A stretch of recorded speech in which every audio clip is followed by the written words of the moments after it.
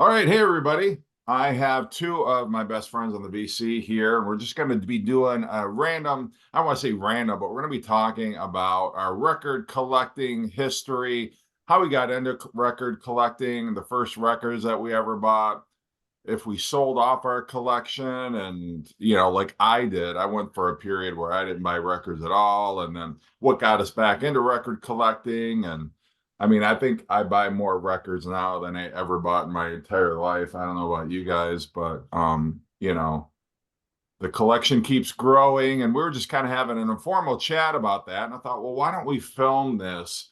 Because I think we've got some interesting stuff that we're talking about. So anyway, we're just going to have a general record collecting discussion. So we've got Aaron, obviously, and Gary. We're going to do, full disclosure, we're going to do an Iron Maiden episode, but we didn't have everybody here.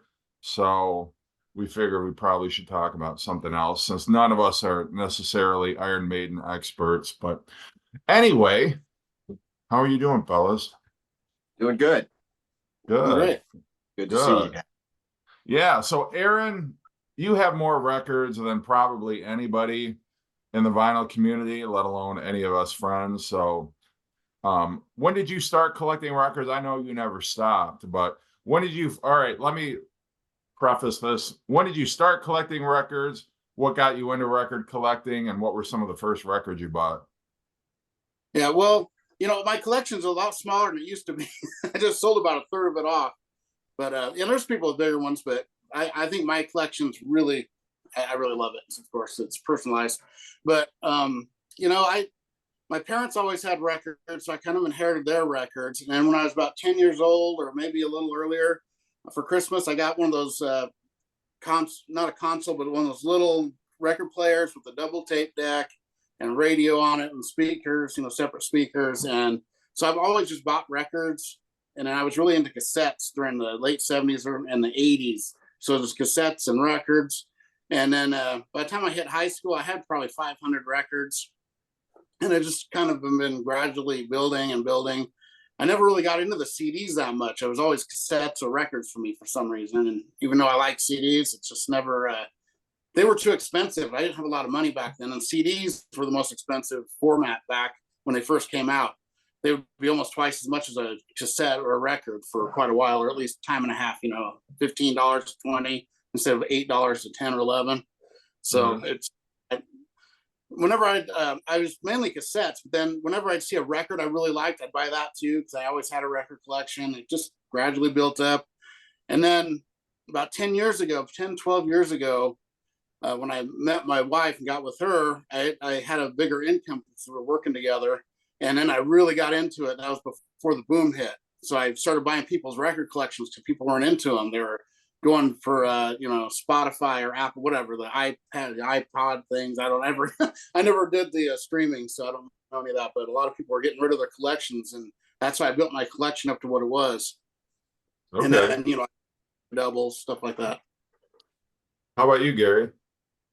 Well, as far as records, like, I'm old enough that it used to be that's all there was records. Like, so when I was really young, I mean, the first records I got were like, Halloween records and superhero records and, those kind of things.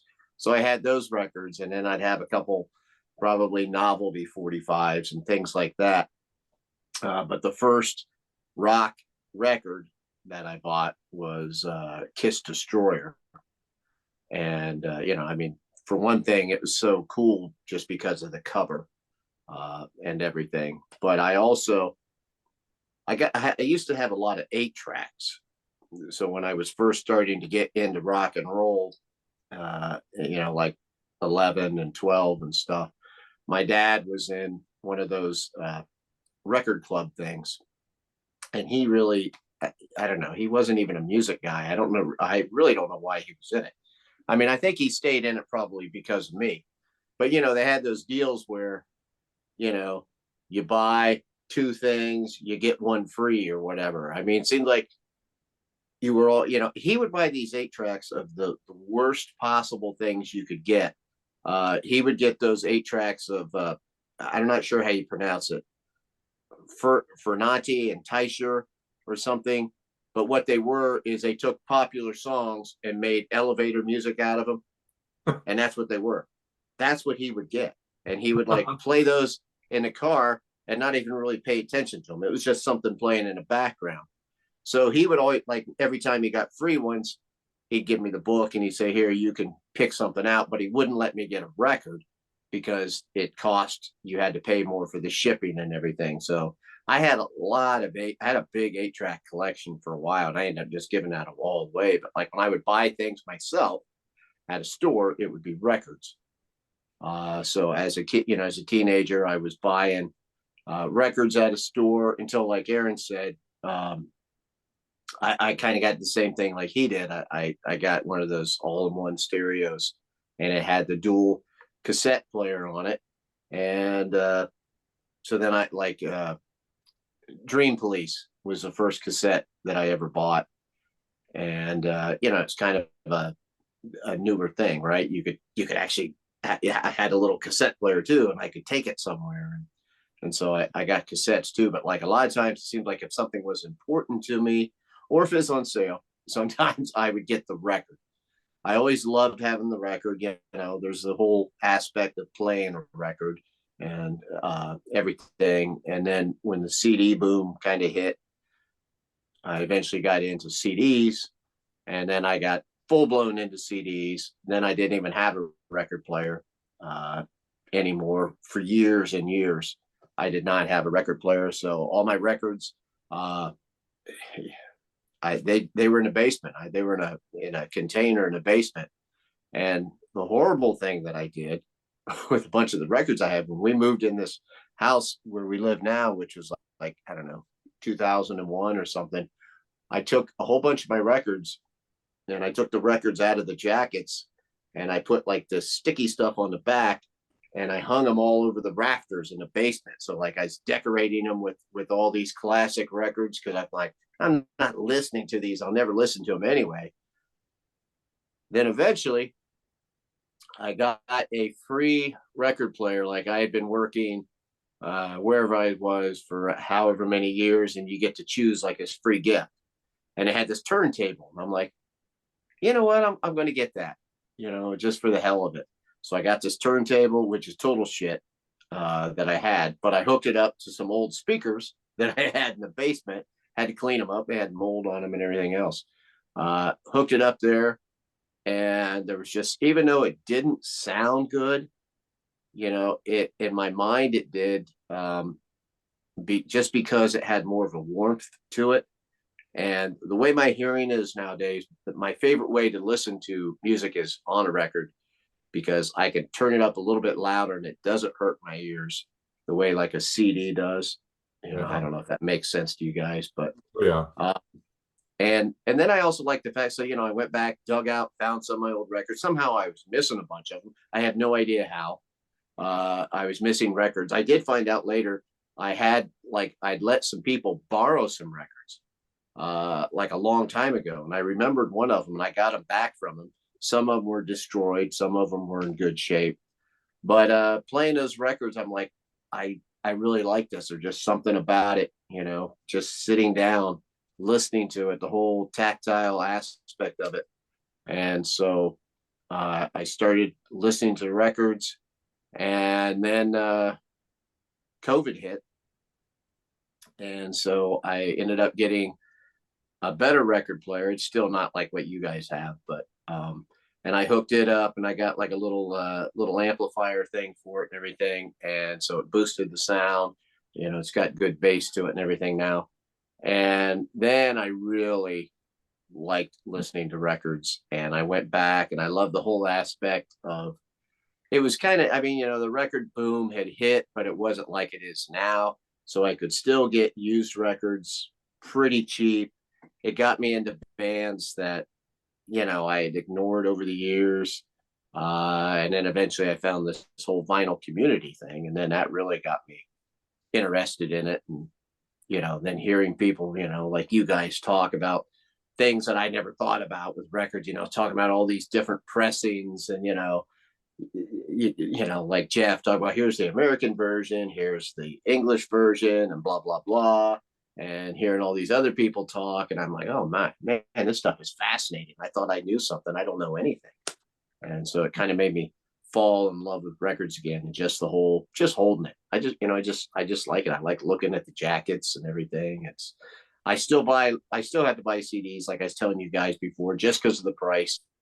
Newer releases, I tend to buy more CDs, it seems like, but it's not as fun. I don't feel like as when I did a record. So Yeah. that's my long-winded story there. Well, and it's just interesting for you because you did not come from a family that listened to rock and roll or listen to even popular music. It sounds like music was not a significant part of your parents' life. Like they could have taken it or they could have taken it or left it. You know, it wasn't like It was, yeah, it was just background stuff. Now, like, you know, my mom, of course, I have a sister that's about 8 years older than me. Like, so she had some records, and that's honestly how, you know, I guess with me, I know that like Aaron hates the Monkees, but he has, you know, when I was listening to your video you did, Aaron, where you were talking, you know, your first one, your history of music and stuff, and you've got certain bands where we wouldn't think of Aaron liking, you know, but he has that nostalgic aspect to it also, so he loves it. That's the way I am with the Monkees. You know, my sister had some Monkees 45s, and long after I'd almost forgotten about it, some of the songs were stuck in my head, and it made me want to go back and listen to them and delve more into them and everything. So I had that aspect, and my mom would play you know, when she was driving, she would play the radio, like AM radio, and so you know, you would hear the hits and stuff of the 70s and all that stuff. So that was what I had. But as far as like you guys talking, you know, oh yeah, I remember my dad playing these records and stuff. No, I never had that. We never discussed. Yeah, well, when I was younger, I mean, all the records I got were either given to me or bought as like birthday present. Like the first new records I ever got were Elton John's Greatest Hits Volume 1. I got it for, I think, like my 6th birthday. And then for my 7th birthday, I got Elton John's Greatest Hits Volume 2. But I would always get like the records nobody wanted, you know, like I remember The Best of the Bee Gees was an album that somebody gave me. And I remember like my uncles having like garage sales and like, we're going to sell, you know, not all their collections, but just the records they didn't want and then the records that didn't sell as part of that sale they ended up giving to me. Like I got Boston's first album. Yeah, just, you know, like weird stuff here and there. I think there might have been like a Heart album or something. And so the first album I ever bought with my own money, it was actually 2 albums that I bought. I remember going to Kmart, which is a retail store here, and I bought, because I think they were cheaper because they were like on the Capitol budget label, but it was the Beatles Rock and Roll Music Volume 1 and Volume 2, the yellow and the purple album.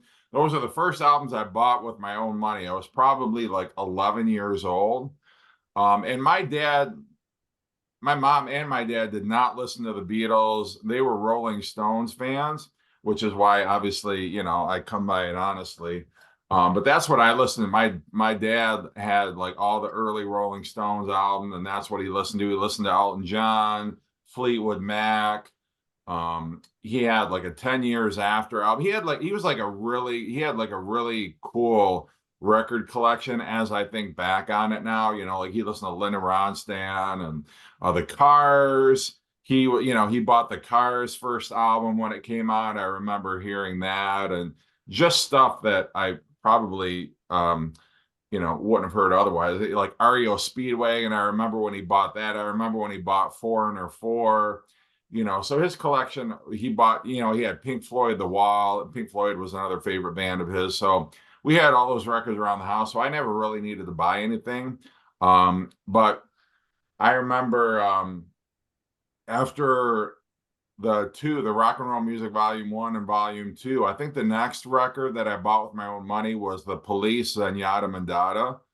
I would have been like, I think like 11 or 12 at the time. It was like right around the time when I bought those two Beatles albums. And I had like a small collection. And then when I got into high school and I got a job and I could afford more, because prior to that, all I could afford was like 45s, maybe a record here or there, or if I got, something on my birthday. So I bought I had like a lot of singles. But then when I was in high school and I got a job and then I could actually start afford to buying records, that's when my collection really started to grow.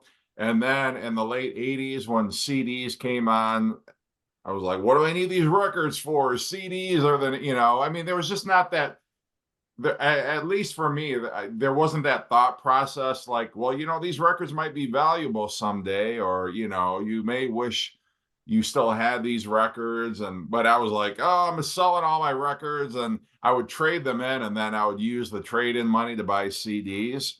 And so I got rid of my entire cassette collection, over 100 cassettes. I got rid of all my records. I had like a bunch of bootleg Beatles records, some rare imports, because I had a really cool record store by my house. Every payday, that's immediately where I would go. As soon as I got my check and I cashed it, I made like a beeline for the record store, and I would buy like whatever Beatles records they had. I mean, they had like all these cool imports, Japanese pressings, bootlegs, really rare stuff that's not so rare today. I had that as part of my collection, and very short-sightedly sold it all off because I wanted the CDs, and Yeah. CDs were more expensive than they are today. So I just thought, well, CDs are the wave of the future. Nobody's buying albums anymore. Records are a thing of the Yeah. past. Got rid of everything, and I wish I had known. I wish I had a crystal ball, because I would have hung on to that stuff. But I mean, I forgiven myself, because I think a lot of people were in that same mind frame. Like, CDs are so much better. You can just, it's so easy to skip track to track. And Yeah. the sound seemed cleaner, and they'll never skip. I remember, that fallacy. They'll never skip like records do. They won't have the clicks and the pops and all that stuff. But people forget. I mean, people now, especially like the newer generation, when CDs came out, it was like, Mm-hmm.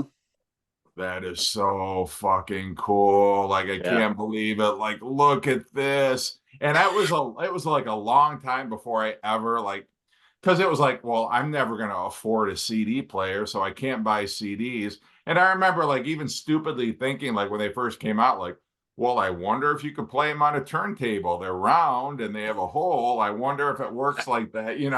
I mean, but it was just like, back when they were new and they were fresh, and they came in like, oh, the crystal clear jewel case. And it was just like, I think it was the novelty of it, like the newness. And I remember going into a record store, especially, and it wasn't until the Beatles catalog came out on CD, and they issued them in stages. Like the first four British albums came out. And I remember the record store, or the music store where I bought all my music, they had this beautiful like display of like the first four British albums. And not only was it the novelty of the CD, but before that, like, all I ever knew was the American albums: Meet the Beatles, Beatles' second album, Beatles 65, all that stuff. And now it's like, please, please me with the Beatles, Beatles for Sale. What is that? And it was like, the newness of it all. And I just got intoxicated by the freshness of it. And I'm like, I don't need these records anymore. I'm laser focused on, it was almost like, it was a status symbol. If you had CDs back in the day, I remember being up in college,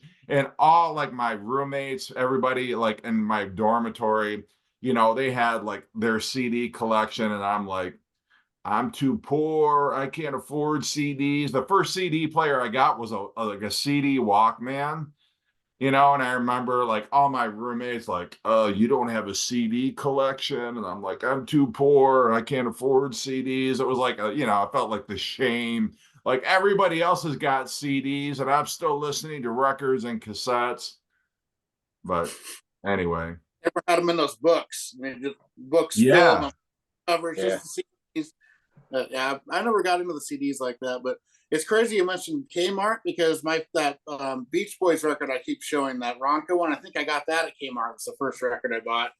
And then I remember I bought Creedence Chronicle was one of my first records I bought with my own money too. The Chronicle double. Well, I'm not proud of this, but my friend had a CD player, and when I was working at Kmart, I might have absconded with the White Album on CD without paying for it. But yeah, anyway, that's not one of my better moments, but Do you remember being younger and being like at Kmart? Because we had before we had a Kmart, we had a store called TGMY, and then Kmart eventually came over. We still for a long time we had a Woolworth in town, and they always they had that display of a few records. They didn't have like a whole bunch of them, but I just remember all the time as a kid, like when we'd walk uptown and we'd go up to Woolworth, and there'd be like a few records there that it seemed like you never bought them, but you always saw them. I mean, like week after week, month after month. I wonder if that's good. That looks pretty cool. I'd like to take a chance on it, but it's like, it was a major purchase, right? The last thing you want to do is buy a record and have it suck, because then you're like, oh my God, I bought this record and now I don't even want to listen to it, because back then you used to listen to the shit out of what records you had because you didn't have a whole bunch of them. And so it was like a major thing, you had to wait and get that money for it. I mean, I can still remember seeing that double set of Black Sabbath, We Sold Our Souls for Rock and Roll. And I remember thinking, oh man, I wonder if that's good. Even though it was like all older songs, even at that time already. And, we would see that. And, then I remember Heaven and Hell coming out, and it had the angels smoking the cigarettes, and I think finally, I ended up doing that. I mean, at that time, I didn't even really, I had an 8-track of Black Sabbath when I was really young. I had the debut on 8-track that I got at, my mom bought it for me used at a yard sale for some reason. And I didn't even know it. I didn't know Black Sabbath at that time because I was like 11 or 12. And I remember hearing it and really liking it. But then the 8-track broke, like 8-tracks used to do back then. And then I never bought another one until Dio was the singer. So like I didn't even know, hey, this is going to be a different singer than what you heard all those years ago. And so like to me, the Dio era of Black Sabbath is just as important as the other era of it. Not that I love both the eras. I love Ozzy, and I'm not trying to say either one's better, but to me, my first Black Sabbath albums were Dio, Black Sabbath. I like the Dio era better. Yeah, I mean, there's not, and I think it all kind of comes from maybe when you got into it or whatever. It's funny too. You're talking about, and I know, like Aaron said many times, his parents. So like, it's funny because like Jeff, I know that you're only like, I don't know, 4 or 5 years younger than me. Now your dad was, I'm guessing maybe a younger dad when he had you or something. So just me being that few years older than you, and my dad, I think my dad was like 30 by the time I came around. So, that much of a different generation gap to where like, so the whole 60s and all that stuff, he didn't care about that. He didn't care about music. I mean, he was somebody, he was old enough. He was drafted for Korea. So, the whole different era for him. It didn't, he didn't get all that, the singer songwriter and all that kind of stuff. I mean, that meant nothing to him. But I'll give him credit because as much as he didn't care about that, he never discouraged me from listening to music. He didn't understand it. he told me that he had a conversation with me before he passed away. You know, he couldn't really understand why music meant so much to me. You know, why it was such a big deal. But growing up, you know, he would occasionally get me a record or something, you know, for a present kind of thing. You know, for Christmas or whatever. He had no problem doing that. He bought me, well, he helped. I paid for part of it too, but like when I was a kid, got me a drum set. Didn't have any cymbals, but he got me a drum set. He let me play it, you know, even though those things are loud as hell. Uh, he'd let me play music. He'd play it in the car for me. He'd play 8 tracks for me, you know. So, you know, for somebody that didn't care about music, he thought it all sounded the same to him. He really did. And he came to see a band I was in one time. We were playing at a little thing in a little hick town, playing on a trailer bed. And he came there and he watched it, and he was just sitting there watching. He's right by a freaking PA speaker that we had, and he was just sitting there watching it, you know, not showing no emotion or anything. And after we were done, because you know that was later on, because I was probably like 19 then or something, and he came and saw it, and he goes, well, I still remember, he goes, it sounds like all that shit you listen to, so I guess it must be pretty good.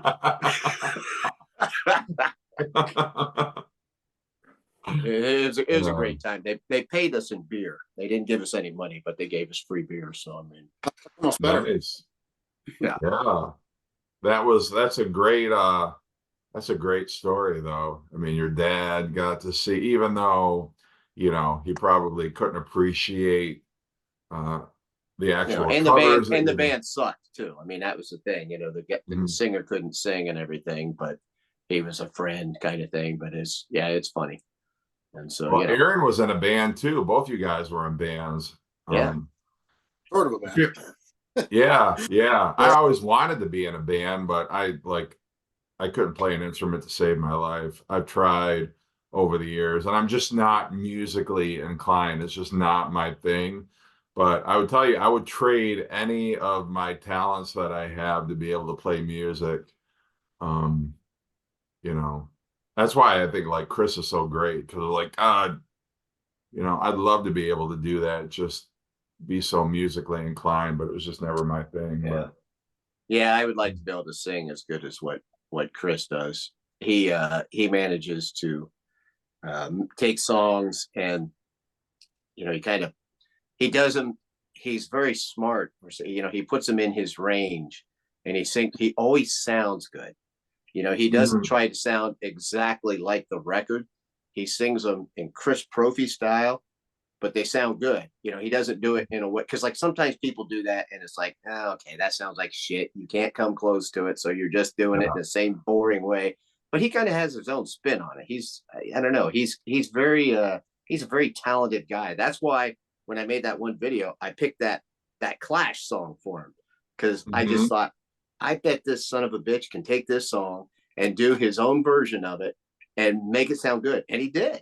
Yep. You know, he did it. And that just shows, I think I kind of wanted to, because like, I don't know if I know people know how good he is, but I don't know if they appreciate how talented he is sometimes. You know, I think he's extremely talented. I think he's a fantastic guitar player and a fantastic singer. So. well, Chris isn't here. Fuck him. We're not talking about him. Yeah, anymore. why are we talking about Chris? He's not even here. What's the most expensive record you ever bought? Aaron, we'll go with you first. I buy a lot of really expensive ones. I bought like 2 or 3 that are $100 range. That corrosion of conformity one was 100. I think I paid 125 for that first Wasp record from a friend of mine who needed some money, but it's autographed by all the members. It's like, I'm not into autographs much, but he needed the money and I had it at the time, and I really love that album. But those are probably the most expensive records I've ever bought. Okay. Even bike, well, then the Beatles blue box set was $115. So I don't really spend a lot. Luckily, I bought most of my records before the boom hit, like most of my ones that are valuable. So I lucked out in that. But I don't go hunt down like $100, $400 records or anything like that. I just don't. It's not my thing. Yeah, yeah, and I'm just talking like a single record because I've certainly like on box sets and stuff, I've certainly, laid down a couple $100, but what's the most expensive single record that you ever bought, Gary, or do you know? I'm trying to think. I mean, honestly, for me, it would have been like just in the 40 some dollar range. And it was, I can't think off the top of my head. I know this is stupid. I should, because I don't have no larger than my collection is. I should know, but it's like, I'm trying, it'd be like a double album, you know, one of these remix deals or something. At first I was thinking that it was that Police record that you were getting off of Josh, Mhm. because that was a record store day. But I don't even think that was only like 30 some bucks for that thing. But the bad thing is I went back the next day because then you said you didn't get it, you really wanted it, and they had another one at the time, but it was gone. Ain't a $30 record anymore. No, not now. It's not. Best money ever spent. Yeah. It is. That's probably, yeah, like I said, that's one of the best buys I ever got, because it's a fantastic record. I love it. So, but yeah, and I also said,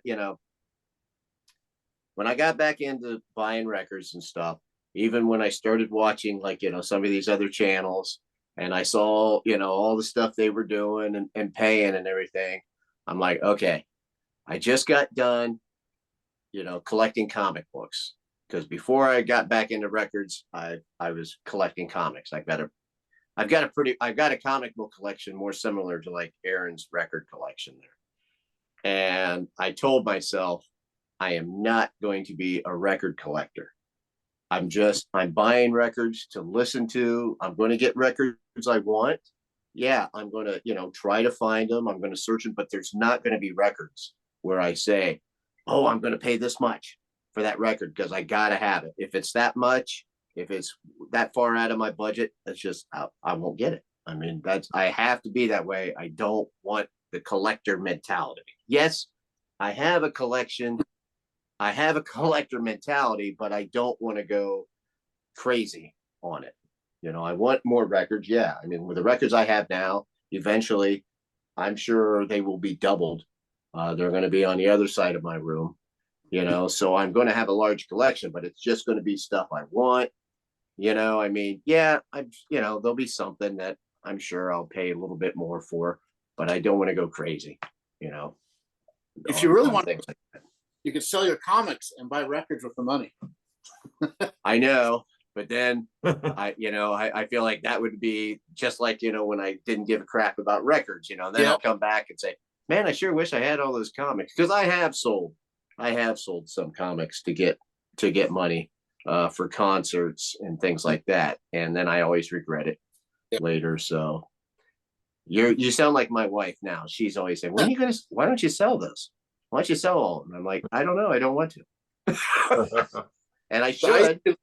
I used to do that with my cassettes, and I wish I still had them. I go pawn them to go to concerts, or I didn't have any money to go partying, and then sometimes I get them back, other times I wouldn't, and then I've lost thousands and thousands of cassettes that way that I wish I still had, because I had some rare ones.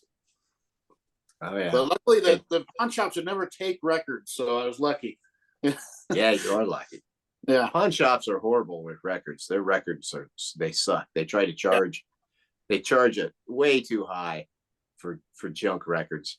It's ridiculous. It's like that store by you, Aaron, that store on the corner. What's that? It's like that store by you, Aaron, that one on the corner where the guy's charging like $40 for a beat up copy of Meet the Beatles. Oh yeah. Come on. Yep. Yeah. Crazy. Now, do you consider yourself a completist collector, or are there certain bands where you're a completist, where you have to own everything by? That's for both of you, whoever wants to answer first. Go ahead, Aaron. Well, for the bands I really love, I'm a completist because I like all their stuff. But if I don't like something by an artist, I won't buy it just to have it because it's by an artist. But most bands or artists I like everything by them. But there are some exceptions. But like with Kiss, I got every one of the studio albums. I've got other stuff. I'm just missing Symphony on vinyl. I don't have pretty much everything from Kiss. The Beatles, I've got pretty much everything. Clutch, I've got everything that's available. Iron Maiden, I got the entire discography. Megadeth, I guess I'm a completist, but that's because I like them though. I don't buy them if I don't like them. I won't buy them. Like I'm probably going to get rid of Reload just because I don't like it. Even though it'd be my only Metallica missing that I don't have, but I guess I'm a completist.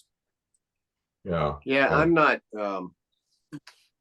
I'm kind of a completist, similar to what Aaron just said, as far as if I like it. But like, if a band puts out a crap record, I have no desire to listen to it. I'm not going to have it just to say, well, I want that in my collection. But I mean, I'm close.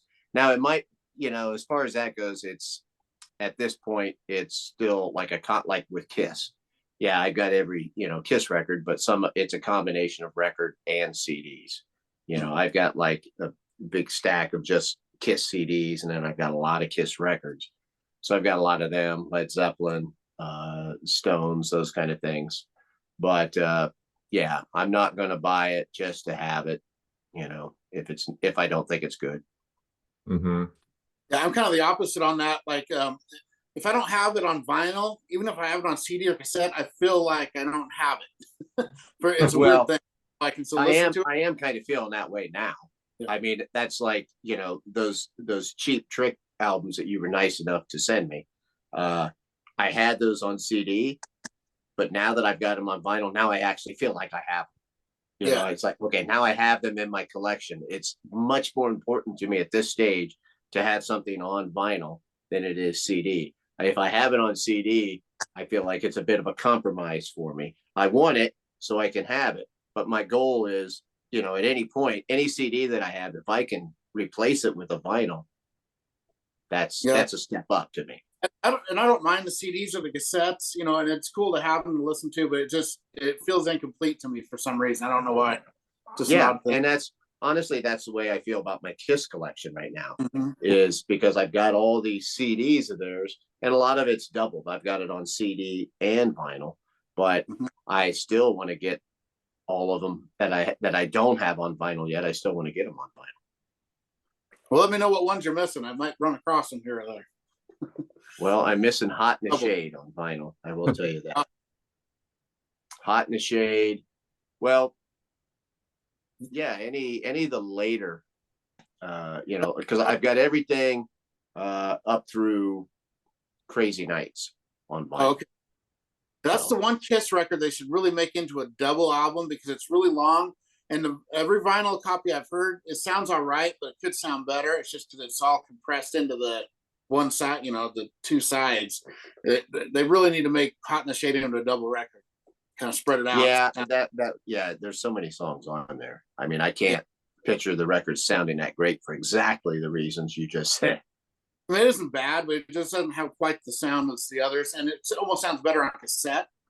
Probably CD. Well, I've got the cassette. I got it on cassette and CD, but I don't have it on vinyl. So, but I still listen to it on vinyl more than the cassette and CD. So, but I have it on all three. But that one they should really do that with. Now we know you're a completist, Jeff. Yep. Well, and here's another question I have for you. Do you ever buy multiple copies of the same album that you really like, or by your favorite artist? Sometimes by mistake, I do. I'll forget that I had it. That's not on my favorite ones though, but like some of the others. Okay, exactly. Yeah, see, for me, it's like, all right, I got by the track. I have the Track Records one. I have the MCA version. I have the remaster version. I have the Half Speed Master version. Like whatever. I'm just like a sucker. It's a sickness that. Oh, that version's different. Oh, that has a different serial number. Oh, that has a different label, whatever. I'm totally I do that sometimes. Well, yeah, that I definitely do that. And it's they both sound. This one's phenomenal. That one's good, but this is one I paid some money for, like 75, I think, or 70. But it was worth it. is that the one step or whatever it No, was? it's the Rhino High Fidelity, and man, it's like the best sounding record in my collection. It's amazing, That's nice. and that's a record that sounds good anyway, and it sounds even better. It's not a MoFi, it's a Rhino High Fidelity, but it's just amazing. So, but that's awesome. when I buy them like that. But stuff like that Who album, I don't do that with. Usually, Yeah, what I have found that I've done is like say with White Snake Slide It In, I bought that remastered version of it, and then like my old copy, I might give to one of my sons because they both have small record collections, and I'm happy that they'll even play records sometimes. The one does more than the other, so I give, or like sometimes like if somebody sends me a VCLT and I get a copy and I'm like, okay, my older copy that's usually in worse shape than the one I just got, I give that away. So if I have doubles, I rarely keep them. I mean, I have a couple like that. I kept my original Creatures of the Night, even though I got the remastered half speed thing.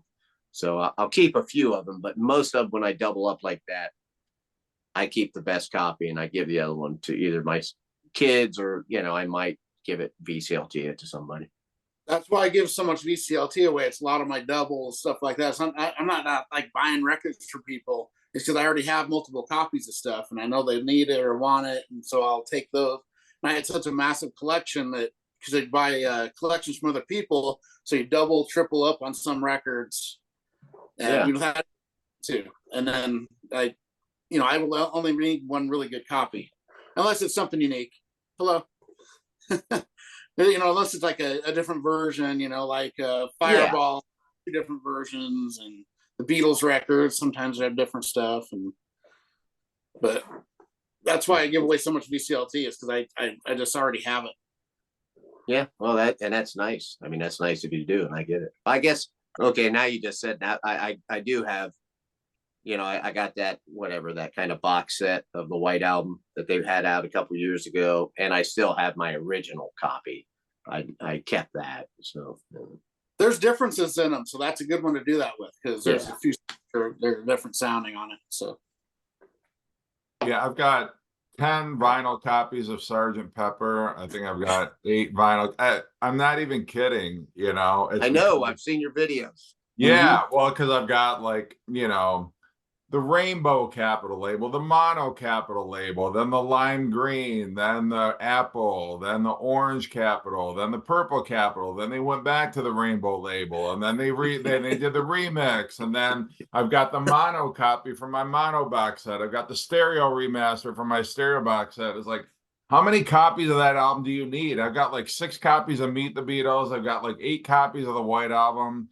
It's just like ridiculous. Like if you look through my Beatles collection, it's like Beatles 6, Beatles 6, Beatles 6, Beatles 6, yesterday and today, yesterday and today, yesterday and today. It's like how many copies that, it's like ridiculous, but I can't help it. Like if I see a label, a Beatles album, a label I don't have, like for instance, I'm still looking for a rainbow original stereo copy of Something New. I've got like 3 or 4 other copies of it, but I'm still like, gotta have that one. Or if I see one on a label I don't have, like I'm just gonna pick it up. I'm never gonna listen to all 10 copies of Sergeant Pepper, so why do I have them? But it's kind of adds value to my collection. Like they're all in good condition. Yeah, that's true. So it's like money sitting on the shelf right there. But it's also, I don't know, it's kind of cool. Like, I guess, I don't know. I mean, it's cool. As somebody who collects, I do now. I'm thinking of a few of them. I got like 2 copies of Outlandis D'Amour because how they have different colored covers. Yeah. So I bought another one. Just it's like I already have the damn record, but I'll get another color. Color of it. You can go crazy on there. He is.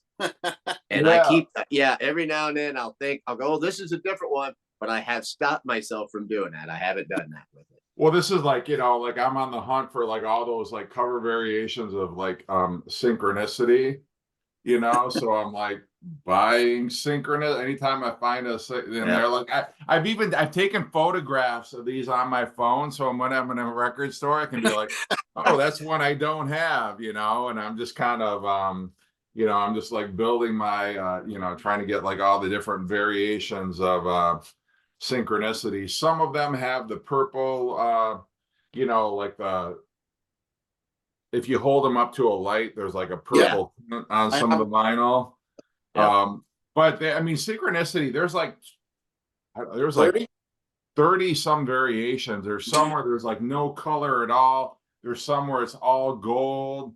Like this guy showed this guy, this record, he was the owner of a record store by me, and he had a photograph of like all of them, all the spines like stacked side by side. And I don't know if it was his collection or somebody else's, but that's where I'm like, oh, that's so cool. I like the, you know, the completist in me is like, woo.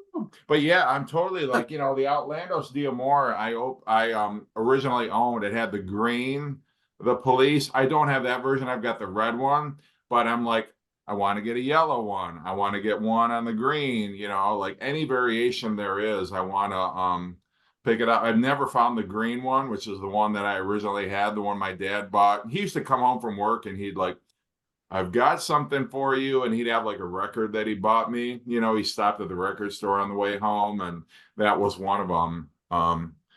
Yeah, I got the red. Yeah, the red I think is the most common, but Yeah, I got the red and the yellow.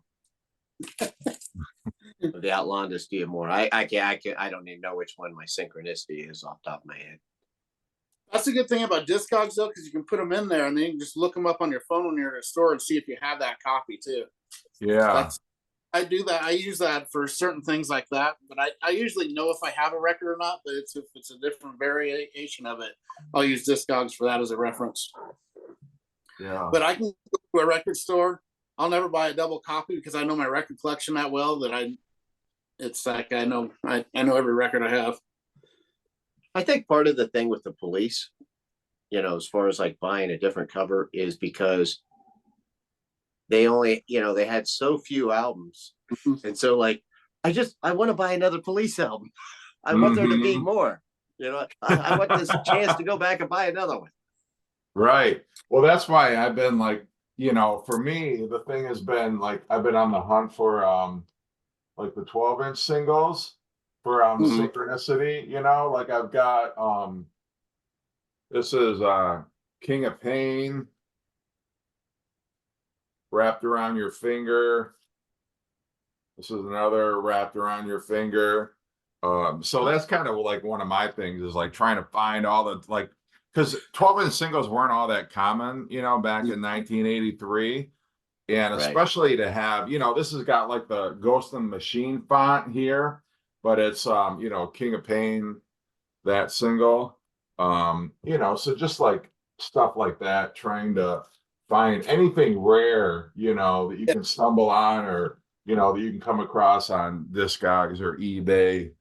Yeah, because 12-inch singles, they don't repress either. It's not like they're repressing all the 12-inch singles, new copies for Record Store Day. I mean, a couple here and there, but they're hard to find. Yeah, the band New Order, they've reissued actually their 12-inch singles. They've been reissuing them. Not in a box set, just like standalone. You can buy them on Amazon or whatever. But that's the only band I've ever known to reissue a 12-inch single. But then, you know, they were more, that was kind of more their thing. But yeah, I would love, that'd be great to, I'd love for them to do a record store day made in Japan. Yeah, like maybe the extended one. Yeah. There's an extended made in Japan? Huh? Is there an they wish they'd do an extended version of it, I see. Yeah, I mean, you can get it on CD, like a bootleg CD has, you know, the whole concert or whatever. I just think they should release that on vinyl. If I ever find another copy of this, Gary, it's coming to you because it's really good and you'd love it. This Beast Over Hammersmith. Oh yeah. That's probably one of the ones that I need to spend the extra bucks on and get that. I never pay the Beast on this though, because I can't listen to it without Gangland. It drives me crazy because I love Gang. And I do like that. Yeah, I like Gangland.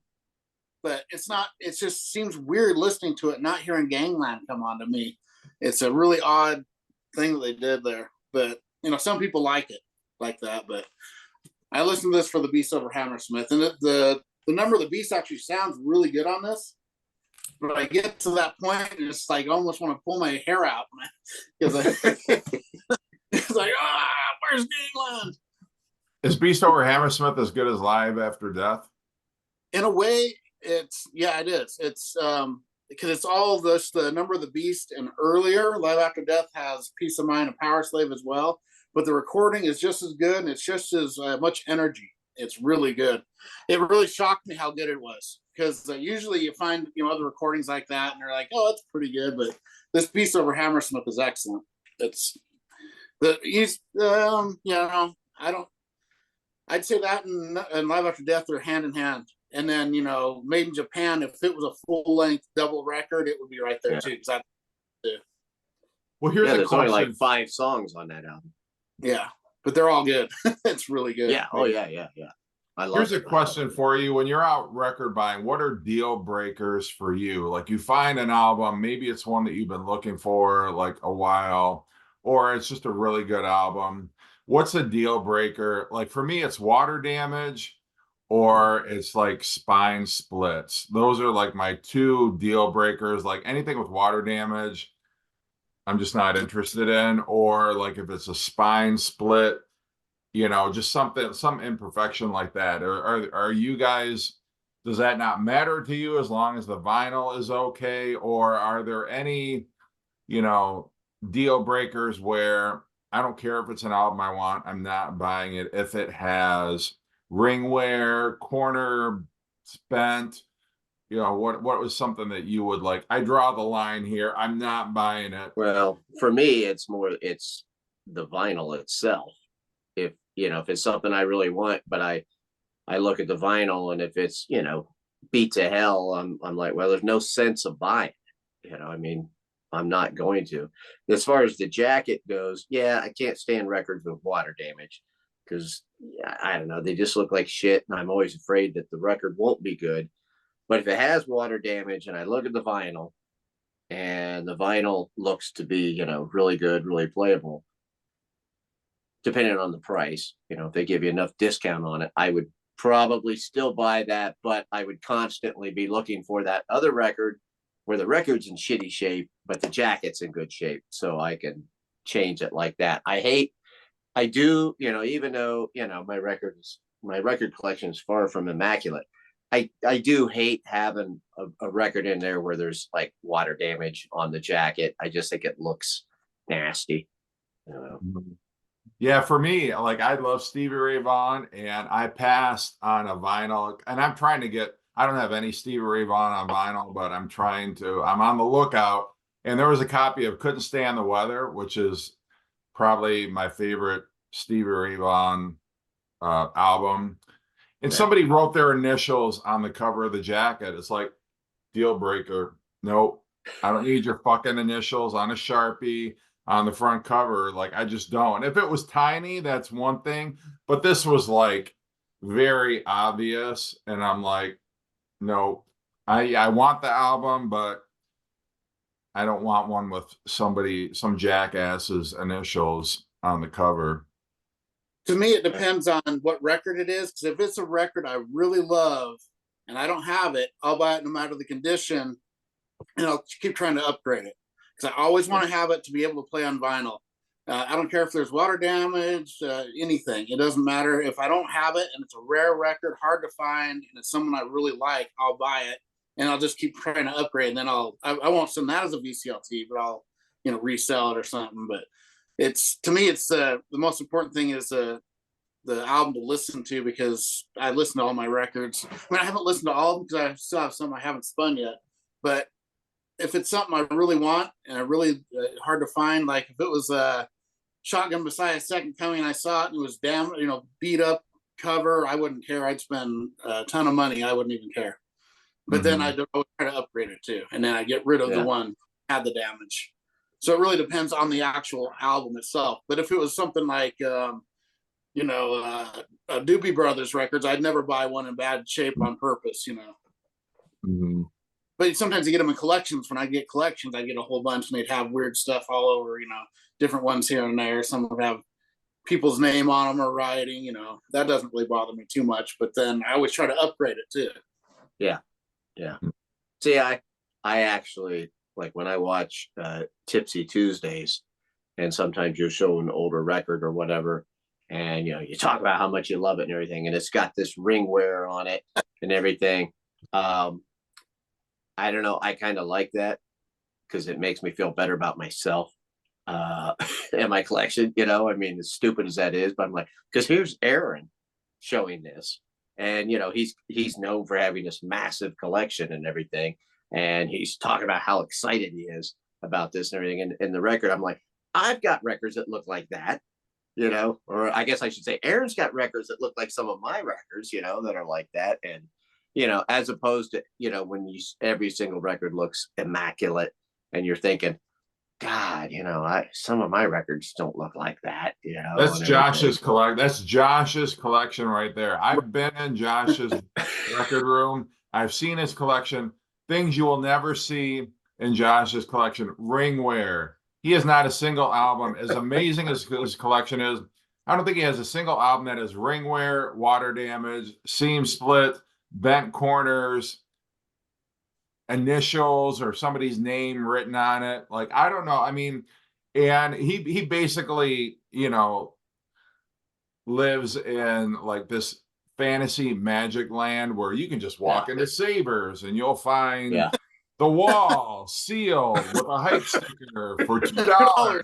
Or yeah, you'll Yeah. find, he could probably he'll walk in there tomorrow and find a copy yesterday and today, the butcher cover, $3, whatever. He's just got like amazing luck. Like whatever, I don't know what it is. People on the East Coast, they must take immaculate care with their records, because and I looked, I couldn't find a single record in his collection that had any imperfections. And he's probably like me, where I'm very meticulous. Like, no, I don't want that because it's got a little bit of, it's been sun bleached, or, some like crazy thing. I'm just like, I know it's all about the vinyl and how the record sounds, but for me, I'm also very picky about, if it's a record I don't want water damage. I don't want your initials written on it. I mean, there's certain things that, yeah, if the cover's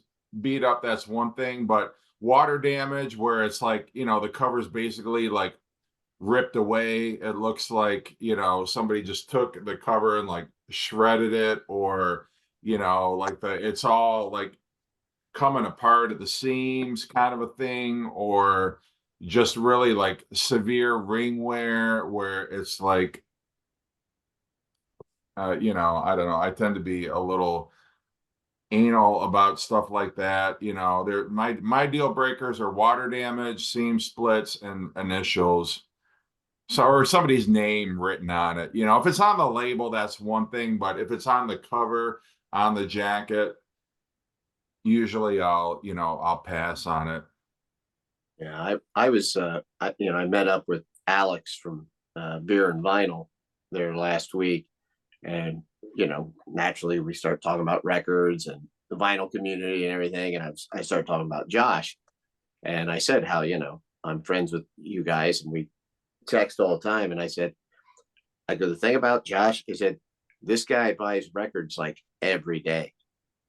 I said, I can't tell you how many of the texts are him showing pictures of records or cassettes, maybe sometimes, that he got. I said, and he finds, they got Savers stores out there, which must be like an upscale Goodwill store. I don't know what they are or whatever. I said, not only that, but he goes to purchase records. I said, he finds records in bins, that to me would be like finding grails around here. I said, he finds records. I said, he gets every day he's shopping for records. I said, this guy gets so many of them. I said, you watch his vinyl finds, and that's only, part of what he's getting. I said, and you can't compete with the deals and stuff that he gets. I mean, not, at least I can't, not around, you know, the places where I go. He Well, the just great thing finds- about Josh and the great thing about Aaron is if they're ever out in the wild and they see something that they know you want, Gary, or I want, or Chris wants, or something like that, you know, I mean, they know and they are yeah, like, I oh, know. hey, you guys want that, you know, so it's not like Josh is kind of like hoarding, you know, Mm-mm. savers all to himself, but Oh you no, know, he's yeah, always like, you know, and Aaron too, he's like, oh, I know Gary would like that, or I know Jeff would like that, or you know, I mean, that's what's nice about the vinyl community, you know, and it's sort of like same thing. It's like, oh, Chris doesn't have signals on vinyl, you know. It's like we're all of us are like, oh, I yeah, know, you know, one of my friends wants that. Whereas, you know, if it was just us alone, I mean, there's so many records in my collection that, you know, I've coveted that I would never own if not for Aaron or Josh or you or Chris, because we're oh always yeah, I'm we definitely have each that's other's back definitely in me. that way, you know. And Um, Aaron's kind of turned me on to the whole. Well, Josh did too, with this whole unofficial release. Yeah. You know, this whole thing of like, well, here's a record that you're never going to find anywhere, but yet somebody has done this, you know, reissue of it kind of thing. And it sounds really, you know, it's not like back in the 80s, you know, you would have thought, well, this is going to sound like shit. This is some weird bootleg thing or whatever.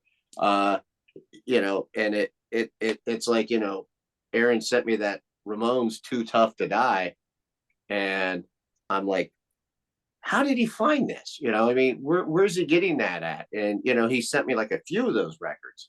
And I find, you know, that I ended up finding the others from that era at a record store in Columbus, you know, and they weren't even that expensive. It was the same thing, you know. All of a sudden I found Halfway to Sanity. And I'm like, holy shit. You know, this is like that, you know, what Aaron got, you know. So occasionally I will find that, but I don't know if I would have had the guts to buy him if, you know, he wouldn't have sent that to me first. And I realized, no, this sounds great. You know, this isn't like some muddy thing where it sounds like a thing like this Yeah. or something. I mean, And I got, those are amazing. I I don't got, see them as much, but you know, they are out there. yeah. and a lot of times nowadays the unofficial releases are secretly the bands releasing them because they don't have the rights to it, so they'll have them pressed, you know, secretly, kind of, I think is what's going on, so that they can still have them out there. And you know, because a lot of times the record company, they like they'll they'll have be under a different label or no label at all anymore, and they own the rights to it, and so they can't release them themselves, and so they kind of do it unofficially somehow through different channels, I think, or their producer or someone does, and that's why they sound good now, I think. And Like maybe Danzig. yeah, like all those Danzig ones, yeah, and sometimes they sound better than the official releases. It's crazy. And then Mhm. I've got an official Brazilian facelift from Alice in Chains, worst sounding record in my collection.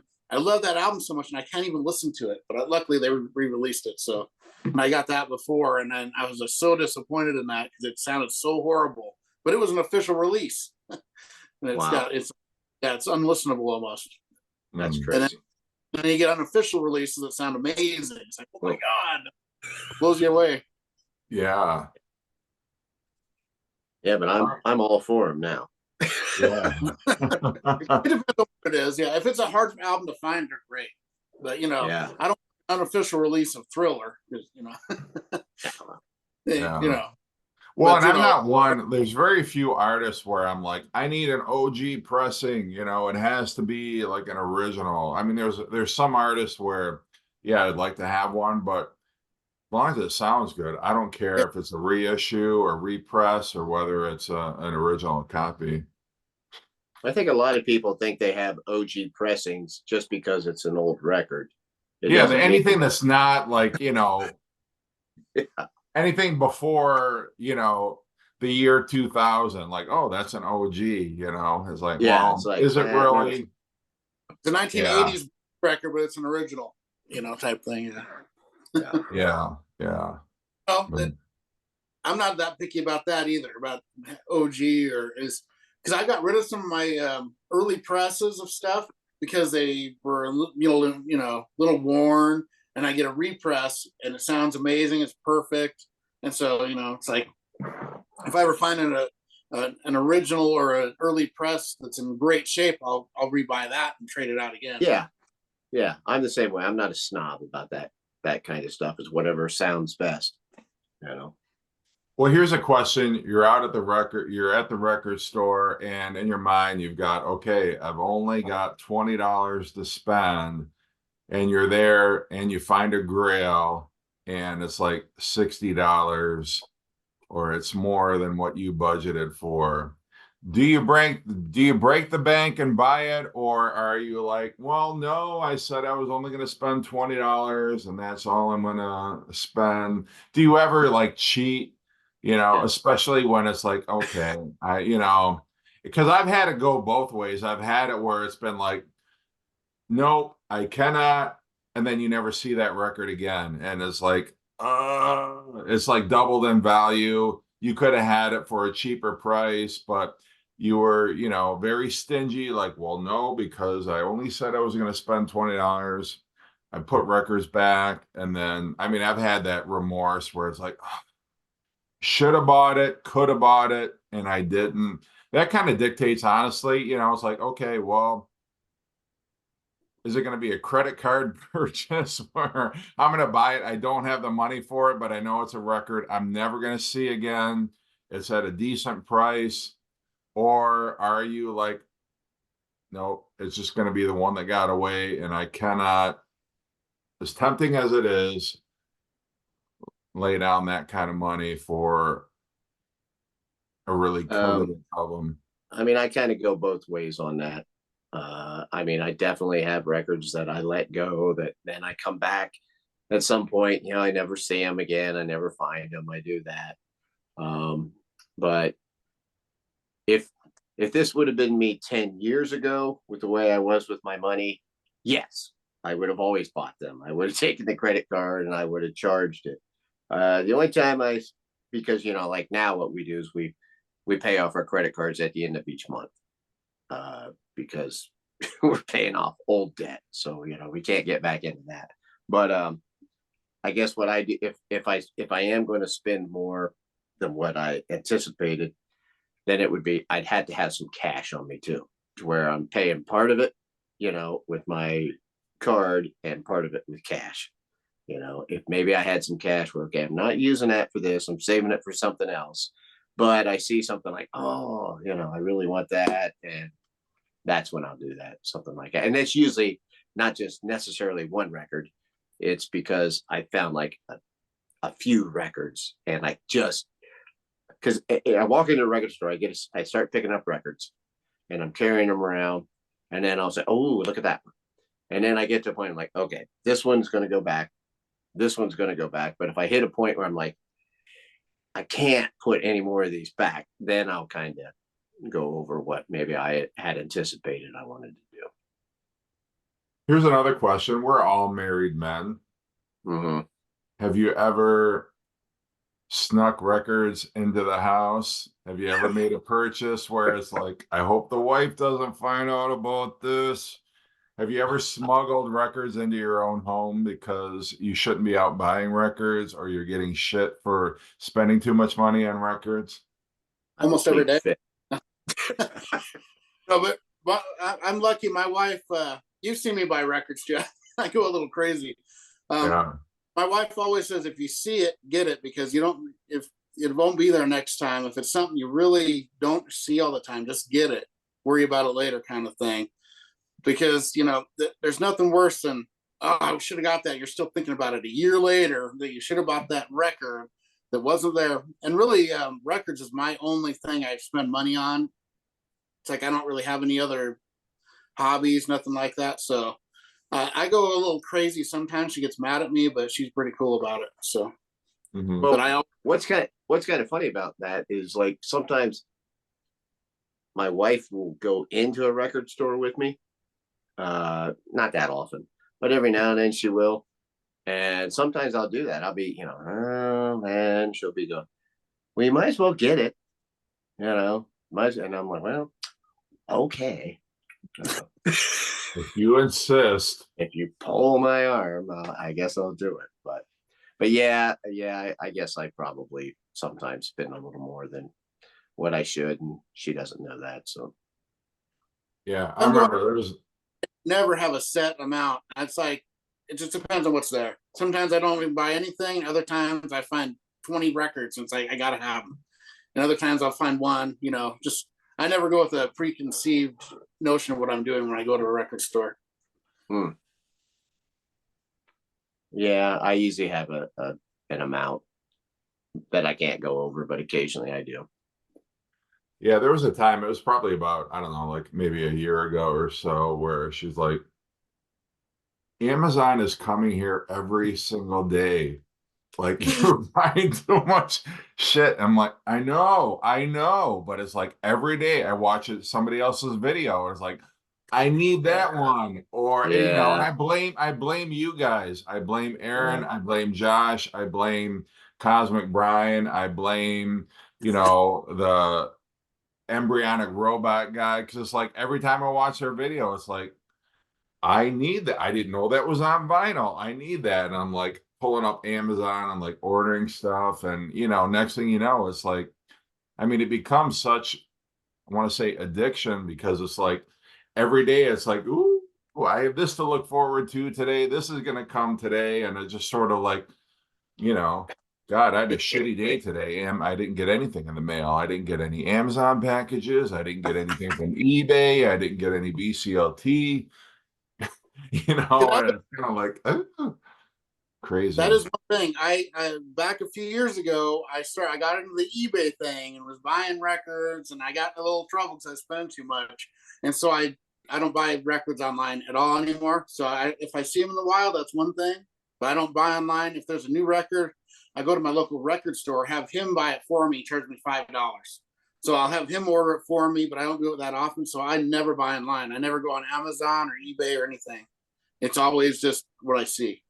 So that's I kind of don't my get way. too many records online. I get CDs online, but not too many records really. I don't buy any of them online anymore. It's just I just stick to if I see it in the wild, that's I was meant to have it, but I'm not looking because you can that's an endless thing online. I mean, you're never done. There's so many. You can just buy anything. So that's kind of how I regulate myself. Yeah, well, I must be a masochist because Amazon has fucked me over so many times, and it's like either sending me damaged records, sending me the wrong record. I've got a copy of Leonard Skinner's first album that I never ordered. I ordered Marvin Gaye's Let's Get It On, and I got fucking Leonard Skinner's first album. But You I'm got like, a record. all right. It's not a bad album. I guess I'll keep it, but they've sent me all kinds of like odd shit. Like, what is this? You get so excited, like, here it is. You tear it open, it's like, the fuck is this album? Well, I didn't you order this.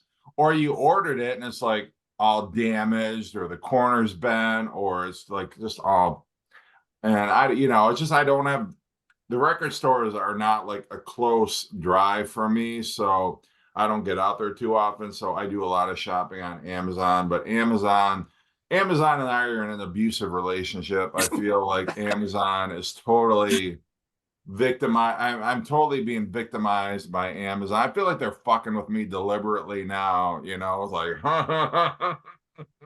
he ordered this. Because I swear to God to you, I swear I'm not making this up. In the last month, they have sent me 4 records I did not order. And then I have to drive to Kohl's, the Kohl's by me, and exchange it. And, I mean, usually they ship it within the next day, but it's just an inconvenience. And I feel like now they're just doing it because they're spiteful. that makes me feel so much better that I don't order online. See, I've never had Yeah, that that problem. would be. Yeah, Never do it. Never do it. I'm like the smoker who's now got lung cancer. Don't do it. Take it from me. It's not worth it. But I Still smoke. can't help it. I just.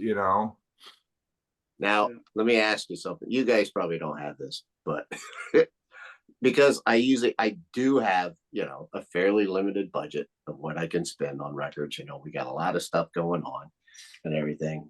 But I mean, sometimes have you ever sometimes I'll go into a record store and I'll think, okay, I need to get so and so a record. You know, I need to send this person to VCLT, you know. And so I go in there with that in mind. And then you're like, you see something you really want for yourself, and you're like, oh man, you know, and you're like, I'll be fighting myself on that. And sometimes I'll be like, all right, I'll find something for them the next time. Mhm. You know, because like you start thinking of, you know, different people, and you're like, you know, I really need to send this person to VCLT. I mean, sometimes it falls into your lap, right? You know, you'll find something and you'll say, oh man, I know so and so would like this. You know, this is at a good price. I got to pick this up or whatever. But other times, you know, you got to get something, you know, you got to get something new. You know, you can't just find something used for them. So then you're like, you know, and it's like you want to, you know, it's always fun. I love buying records for other people. You know, I mean, that's great. I love sending people VCLT, but sometimes it's hard to do, you know, because you want to get those records for yourself too. And I'll go into a record store and I'll think, okay, I'm going to get this for myself. And I'm going to get for this person. And then you see something you didn't expect to see. And you're like, oh, wow. Wow, look at that, man. There's the Scorpions Tokyo tapes. Damn. You know, how often do I see that? You know, Well, I something don't like think, that. I mean, I think I can speak for everyone in the VC. We would rather you bought the Tokyo tapes for yourself than some VCLT record for us, you know? Well, Um, and I feel that same way about everybody else too. yeah. But I'm sure you guys are the same way though. But you like getting records for other people. Mhm. And you know, I know, you know, and I know I'm the same way, and I know you guys would say the same thing. You know, if I send something to somebody, I in no way expect them that they have to give me something back. You know, it's not in my thought process. But don't you kind of feel like when somebody sends you something, you want to send them something back? You Mhm. know, you don't want to not ever send them something back. Sometimes it might take me a while to do it, you know, but you know, you want to just because you're like, wow, you know, they were nice enough to think of me. I want to, you know, do something for them, you know, kind of this just the same thought process. I mean, Well, and I think for me, you know, like a lot of the ones that I send are, you know, bands that I really like or an album that I really like. And I'm like, you know, I bet or I wonder if Gary or Josh or Aaron or Chris would like this too. And so, you know, I send it. Sometimes it doesn't work out. Sometimes it's like, no, this album yeah, sucks, whatever. But you know, it's sort of like back in the day, we used to make mixtapes like for your yeah, friends, like, right. oh, I bet you would love these songs. I know what you like. I know your musical taste. You would love these songs. We would make them mixtapes. It's kind of the same way for me. It's like, you know, oh, I love this. I bet Aaron would like, you know, this Joy Division album, or I bet Yeah. Gary would love this Roxy music, or I bet Josh would love it. You know, it's sort of like the whole idea, like you're so enthusiastic or passionate about a particular artist or a particular album, and you want to share that. Like Yeah. Yeah. that's kind of like the thought process for me. You know, when I'm sending VCLT, it's like, you know what? I bet they would really love World Party. I'm gonna send it you know, Yeah. or And whatever. especially like if it's something where, you know, you kind of think, I really feel like this person would like it, but they're not going to think to get it on their own. They don't know they would like it. Yeah. Yeah. Yeah. You know, and like you say, it doesn't always work. And I always feel like if I send somebody something, they don't like it, in no way should they feel obligated to keep it. Give it away. Give it away, trade it in, you know, for store credit, whatever, you know, it would never hurt my feelings if somebody said, well, you know, just not for me, man. You know? Yeah. Yeah. My problem with VCLT, I mean, I like to send it, and I'd like to send more of it actually, but my problem is I like to know what people have already, so I'm not sending them something they already have. That's why I don't send it to certain people, because they don't show their record collection, enough of their collection for me to know what they have or they don't have. So Yeah. that's for certain people. I don't send them VCLT. I'm not just sending it to certain people, but if I don't know what they have, then it's really hard for me to like, oh, well, I have an extra one of this or an extra one of this, but they might already have it, so I don't send it. So that I'm not only sending it to you guys. I mean, that's the reason I send it more to certain people, is because I know their collections better. Because I either show their collection or I can look it up on Discogs if they give me their Discogs. But otherwise, I don't like to just send blindly usually. No, So that that's why and that's a good point. That's for certain people that I haven't sent VCLT to, that's probably the reason. Like people I talk to in the vinyl community, I haven't sent records to, even though I talk to them. It's because I don't know their collection well enough, and I always like to know what I'm, know that I'm sending them something they don't have ahead Yeah. of time. So, Well, I mean, that's like, I mean, I know like Steve has given me crap sometimes, but a lot of times I'll send people, she's like, oh yeah, I know it's gonna be a female artist, or whatever. It's like, well, yeah, but sometimes I know that person's not going to have this, Yeah. Mhm. and so that's sometimes why it works out that way. Yes, I happen to listen to a lot of female artists. I mean, I always have, male, female, whatever, but I know, like, hey, this person's, like Jeff. I sent you a Samantha Fish. It's like, I know Jeff is not going to have this album, but I think he might enjoy it, And I So, did, yeah. Well, and you but sent me 2 CDs that I eventually ended up getting on vinyl, that Psychedelic Furs and The Fix, yeah. which were not on my radar at all. And I love the CDs so much, I eventually ended up getting them on vinyl. And that's Oh, another thing too, like a band where, like somebody, like I know you've talked about The Fix, I know you've talked about the Psychedelic Furs, but a lot of people, they stop buying their music later on. People will put out a newer record and nobody knows about it, like that Cherie Currie record. I thought that was a great fucking record, but like, nobody said like, what the fuck, the broad from the Runaways. What you're telling me, she put out a record, just a couple of years ago that's good. Nobody's going to think about that. So I mean, things like that. Yeah, it's the same concept. So that's so cool you sent me that, because that's one of the ones I regretted not getting when I was in Boise. I saw that like the year before you sent it to me.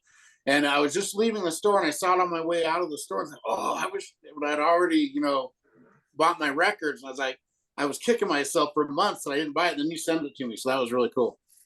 yeah, so that worked out good. yeah. All right, well, this was a fun discussion, guys. Thanks for Yeah. joining us. And at some point, one of these months, we'll get around to our Iron Maiden video. It never works out. Yeah. But We need anyway, we'll get us all together. We'll get the band back together and we'll do that Iron Maiden video. God damn it. But That's right. yeah. All right. Thanks everybody for watching, and take care.